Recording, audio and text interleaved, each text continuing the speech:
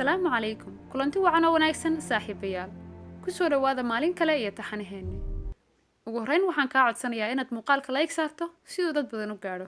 Channelka subscribe saar oo saaxiib nala noqo. Ku soo dhawow qaybta 11aad ee qisada curad.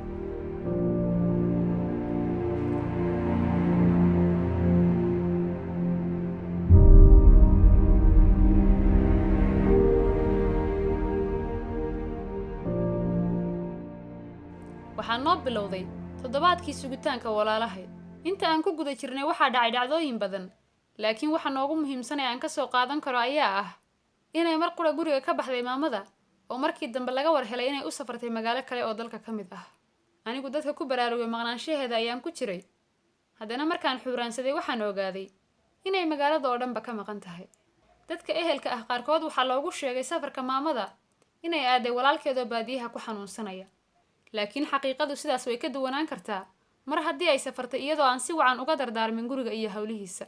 Aniguse weli waxaan taaganahay maya, tuhun kale maya. Xaafadda oo dhan dadku waa madluun. Sahre markii aan is aragnay waxay hadal iigu soo koobtay. Soomaadan maqlin raggii way soo socdaan. Oo ay ula jeedo walaalaheena soo socday ee la sugayay toddobaadkan. Anna uma sii gelin weydiimo kale ilaa la gaaray maalintii airborka laga doonay walaalahay. Marka ay soo degeen waxay ku soo horreeyeen guriga. Waxayna bilaabeen xog waraysiga ruux walba oo naga mid ahaa. Aniga aragtidooda aad baan ugu farxay. Kasakow inaan ahaa dhibane caawintiisa loo yimid. Haddana waxaan dhinaca kale ahaa walaal u hiloobay walaaladiisii ka waaweynaa ee aanay muddo ka badan 10 sano is arkin. Khalid marka uu indhaha saaray wuxuu igu salaamay kaftan iyo dhoolla cadayn wada socda. Wuxuuna igu yeeray magaca ah Curad, isaga oo dhahaya war ninkii Curad ahaa wuu weynaaday.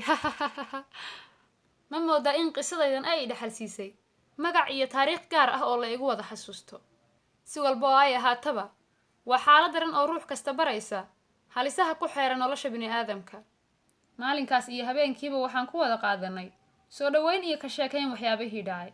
Waxaa la gaaray maalinkii labaad. Walaalkii Khalid ayaa xilli barqadii ah igu yiri inakeen. Waan raacay isaga iyo adeer oo waxaan ka haysanay gaarigii Maxamuud. Waxaan ku hormarnay maxkamadda oo aan waraaqo damiin ah ka soo samaysanay si Maxamuud intuu banaanka yimaado aan ula tashano. Markaan hawshaas ka soo baxnay ayaan soo marnay saldhigga degmada. Walaalkii Khalid ayaa cabbaar la soo shiray taliyaha, kadibna hal mar ayay soo wada bixeen oo aniga iyo adeer oo meel wada taagan ayay noo yeereen. Kadibna waxaan isku raacnay dhinaca ay ku jiraan maxaabiista saldhigga. Ma garanayo sababta uu nin askari ahaa halkaas noogu horkacay. Sidaan u soconay ayuu askarigii furayaal badan oo dhinaca ugu xidhnaa la soo baxay. Wuxuuna furay qol ilinkiisu uu yahay bir adag oo gaaban leh dulduleelo yaryar oo sida shabaqa ah iyo meel ruuxa uu wax ka soo eegi karo. Qolkaas looma wado midkeenna intaanan hadda wada socoto ah, laakiin qof ku jira gudihiisa ayaa muhiim ah inaan soo aragno. Yuu noqon karaa qofkaas?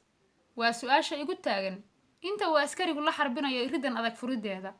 Wax badan ma sii qaadan in banaanka loo soo saaro qofkii aan u soconay inaan soo aragno. Isla qofkaas isaga oo foorara isla markaana jeebaysan ayuu askarigii soo qabtay garabka una soo saaray dibadda si aan u xaqiiqsano wajigiisa. Waa asaga. Alla wallaahi waa ninkii odayga ahaa ee sida jinkii saq dhexe habeen isagoo gabar yar wata u soo dhacay qolkayga. Alla walaal Khalid oo ninkan waa ninkii. Wallaahi walaal waa ninkii. Ninku waa ninkii xagee loo sii daayay. Alla odaygan waa kii gurigeena yimid. Alla adeerow walaalow askari oo ninka qabta waa isagii. Allah ninkan waa kii qalday noloshayda. Ilaahow adiga mahad leh oo igu samay aragiisa. Intaas oo hadal ah oo ay la socdaan guux iyo tah aanan halkan ku sawiri karin ayaan hal mar afka furtay. Waayo marna habeen kuma fikirin inuu ninkan yahay qof nool oo sideena oo kale gacan aadan qaban karto. Waxaan u haystay inuu yahay jin soo raacay hawada oo u soo dagay sidii waaniga ii waali lahaa. Nin adduunyo joogo maxaa aragti ku laaban. Alla maanta farxad iyo argagax badanaa. Inta aan hadalladaas ku qaylinaya waxaa labada garbood iga haya adeer oo idhahaya isdaji. Waa la hayaa ninkan ma baxsan karo. Sharci baa la maranayaa sug adeerow. Isdaji. Ninkan maalmo wuu xidhan yahay. Walaalkaa baan la sugaynay. Inta aan adeer garkiisa qabta ayaan anna ku leeyahay. Hal mar isii daa adeerow wax baan su'aali ninkane. Laakiin adeer si xoog ah ayuu ii sii qabanayay si aanan uga baxsan gacmihiisa. Maxaabiistii uu ninkan kula xidhnaa qolka ayaan arkayay iyagoo duleelada iridda naga soo eegaya.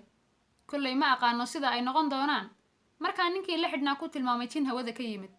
Waxaa laga yaabaa inaan halkaas ku qalday hurdadii ay maxaabiis badan si dirqi ah ku heli jireen. waxaan sidoo kale arkayay walaal Khaalid oo aad u eegaya ninka aan sidaas araggiisa ugu waaran gaadhay, wuxuuna ka codsaday askariga inaan dhammaantana wada aadno qolka taliyaha si aan halkaas sheeko yar ula qaadano ninkan.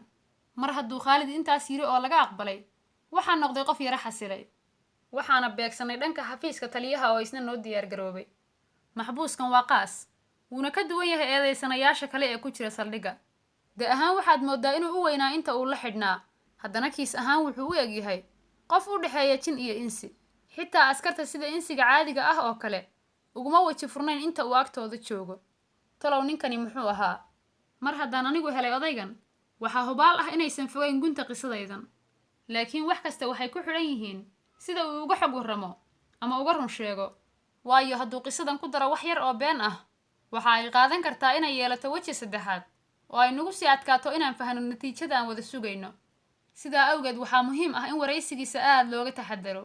odaygu waa qofka keli ah ee garan kara laba arrimood oo noo wada muhiim ah, sida waa maxay sababta uu iigu yimid habeenkii, muxuu iigu sameeyey markuu ii yimid. haddii uu yahay ama noqdo qofka loo adeegsaday dhagarta la iga galay, dabcan wuu garan karaa isweydiinta hadda ugu xiisaha badan qisada oo ah waa kuwee saddexda ruux ee maleegay shirqoolka noloshayda, maxay iga rabeen.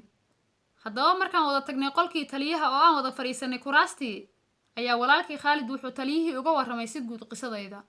kadibna aniga ayaa xigay oo kasii warbixiyey waxa ay helay. waxaa iga dambeeyey adeer oo dhammaanteen noogu xog ogaalsanaa. su-aasha iigu xiisaha badnayd oo xilligaas la ii weydiiyey oo aan boobay markiiba jawaabteeda waxay ahayd mid uu is-su'aalay taliyihii oo iigu yidhi, ma garanaysaa ninkan? jawaabtaas kagama aanan harin keli ahaa, ee waxaan mar labaad iyo saddexaad ka sheekeeyey qisadayda, ilaa markii dambe la ii yidhi keli ah waxaan ku weydiino ka jawaab bas.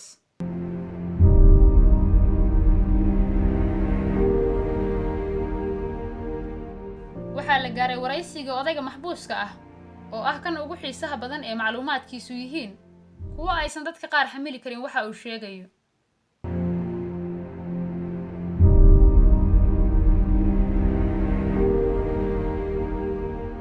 saaxiib, halkaas ha inoo joogto qaybta 11aad ee qisada curad. la soco qaybta 12aad bari xilligan oo kale insha Allah. ramadaan wanaagsan.